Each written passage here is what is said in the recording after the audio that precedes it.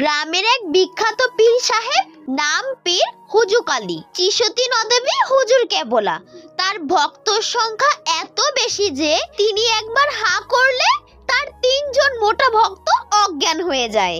একদিন হুজুর ঘোষণা দিলেন, আমি এবার এক অলৌকিক আমল চালু করতেছি, পান্তা শরীফ। ভক্তরা বলল, পান্তা শরীফ, এটা আবার কি? হুজুর চোখ বড় করে বললেন, এই পান্তা খাইলেই সব দুঃখ দূর, চাকরি হবে, বিয়ে হবে, এমনকি ওয়াইফাইও বাড়ি পৌঁছে যাবে। এইরকম 1 প্লেট পান্তা 500 টাকা বিক্রি শুরু হলো। নাম তারুক পান্তা। এক ভক্ত পান্তা খেয়ে বললেন, হুজুর কিছু তো বুঝলাম না। হুজুর বলল, আস্তে আস্তে বুঝবা, তুমি তো কম ভক্ত। যারা 3 প্লেট খাবে তাদের ল্যাপটপে কোরআন নিজে নিজে তেলাওয়াত শুরু করবে।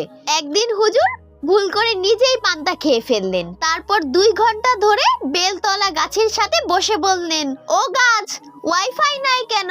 তুমি কি বলতে পারো? নৈতিক শিক্ষা।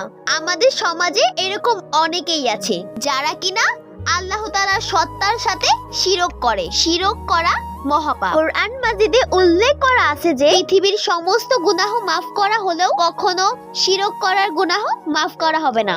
আশা করি আমরা কখনো এইসব কাজে লিপ্ত হব না।